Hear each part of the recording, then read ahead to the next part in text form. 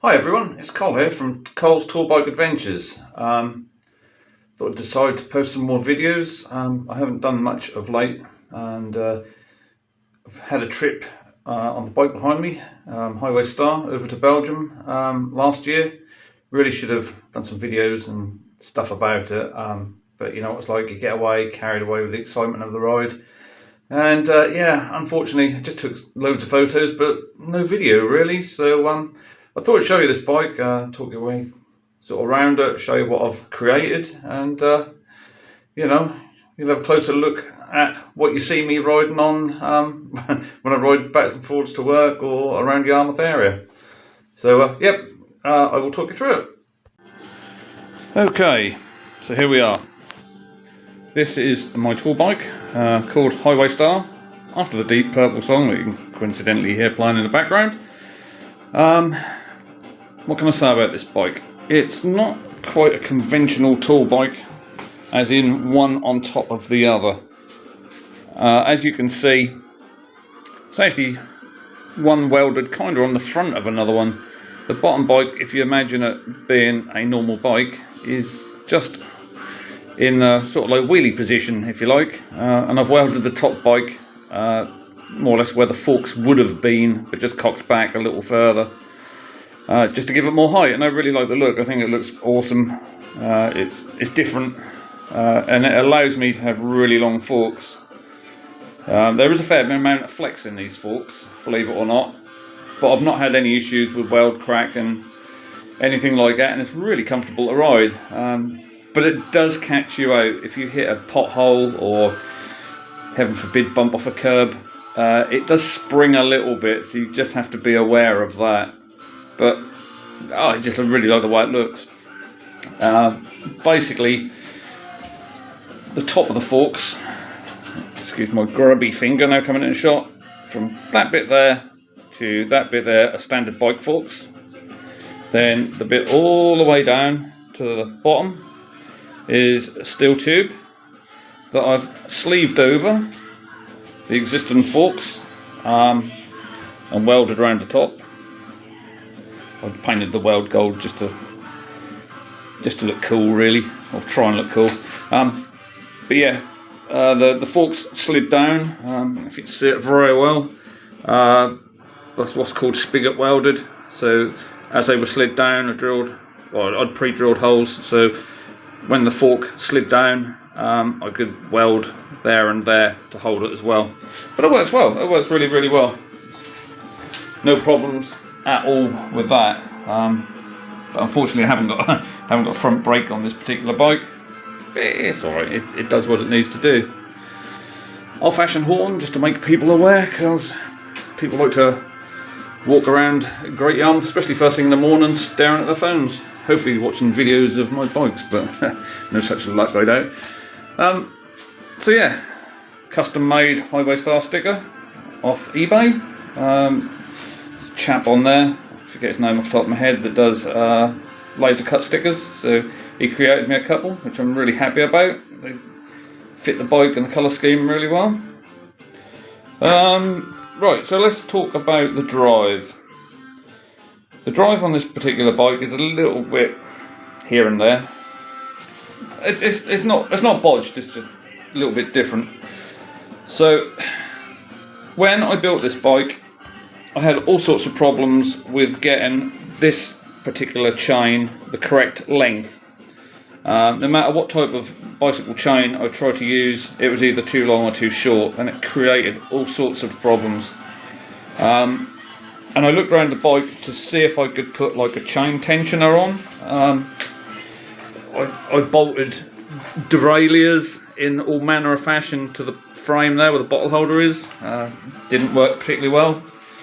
In one of my earlier videos you'll see I had a normal bicycle chain on, like an 8-speed chain. That was too long, and at the time I'd got just enough tension on it, and I had a floating chain wheel that I took off a scrap bike and I'd put in there, which took the slack out of the chain really well. But the more I rid the bike, the more the chain stretched and the more sloppier it got, and it just didn't look cool. So this particular chain is a half-link chain.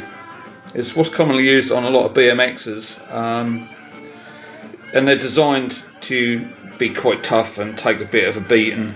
But being half-link, it enabled me to create a short chain with just the right amount of, let's say, tension as such, just the right amount of length, and it's still quite tight, to be fair. It's a little tighter than I would like, but it's the same old story. One link more in the chain, too sloppy. One link less, too tight. So you can't win, but it works. It got me to Belgium and back. No issues mechanically at all. Would love to do it again. Unfortunately, I can't really show you it with the panniers on. Although you might ask, why have I got a seat post stem sticking out of the back there? That's left over from my Belgium ride. I had a seat post mounted pannier rack. So if you can imagine that with two big panniers sticking off the back, that's what it looked like. Certainly made riding quite challenging. There was a lot of weight low down. And it handled okay, but it would catch you out from time to time. But you just had to be prepared for all things like that. Right, the one common question everybody asks, whether cyclists, members of the general public, anybody, how do you get on and off it? Right, this is where I got a little bit creative. I decided I needed a step somewhere. Couldn't really weld one at the frame. The chainstays are not really strong enough. So, in my infinite wisdom, I got a slightly longer axle for the wheel, which stuck out this side of the frame by probably about an inch or so. And I got a piece of steel tube, and I welded a cycle axle nut inside. That, believe it or not, is strong enough to get one foot on to scoot it along. And once I get up enough speed, bear in mind to get this pedal in the right place, so we get that pedal there. So I hop up on there with one foot, scoot it along, and when I get enough speed, I stand up, and then with my left leg, I put my left foot on that pedal, and then cock my leg over the seat, and away you go. But moving back to this step, I decided that just a piece of pipe sticking off looked kind of naff, a little bit crap. So we've got a load of these old-fashioned cycle spanners lying around. I thought, you know what? I know it looks like something, it looks like a medieval weapon or something off Boadicea's chariot, but I kind of like the way it looks, and I thought, do you know what? I'm going to weld that on the step, and I'm quite happy with it. It does, from time to time when you're walking with the bike, if you're not careful, it does stab you in the back of the leg.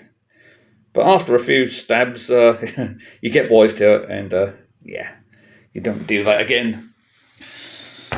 So the old-fashioned brake on the back. And it works really well. It's the only brake I've got on it, but it works. What can I say?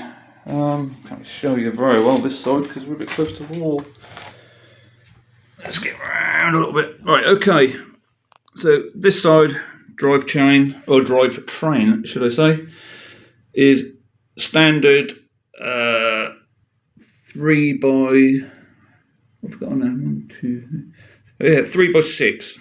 So we're 18 speed, all working gears, which I was really amazed about because it's can be a little bit problematic, and the gears are a little old. They're the older style ones, but again, most of it was made from scrap, just old junk I had lying around.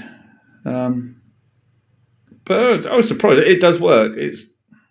It's not ideal. It's not as smooth as shifting as a brand new bike with the Shimano trigger shifters, but it does the job, which was all I wanted to do. As you can see now, my lovely golden horn. You just have the old normal 6-speed twist shifter. They're not great, but again it does it. And 3-speed shifter that side for the front chainring. What else can I tell you? Nothing much else really.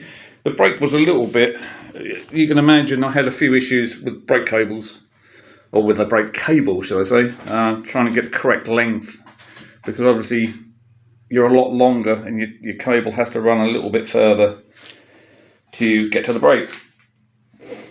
That is a tandem cable, tandem rear brake cable, which gives me enough stretch and enough length. And same again with rear derailleur cable. That derailleur cable there, you can see sticking out. Grubby finger insert. That is, that's a derailleur. That's a, of course, it's a derailleur cable. That's a tandem derailleur cable too. Again, it's got to work its way up the frame, all the way up, and up to that shifter. So your standard one is not long enough. So when you do, or when I, for instance, when I did that Belgium ride, I had to figure what spares I was going to carry, and cables are, you know, they don't take up a lot of space. But again, if you're out in the middle of nowhere, especially in a foreign country, and a cable breaks, one, you got a language barrier, and two, you hope a cycle shop that you go into understands you and have got the correct cable. But so I took mine with me with a limited amount of spanners. So yeah, there it is, Highway Star. Hopefully you will see me out on it soon when this weather improves, and yeah, see you on the road.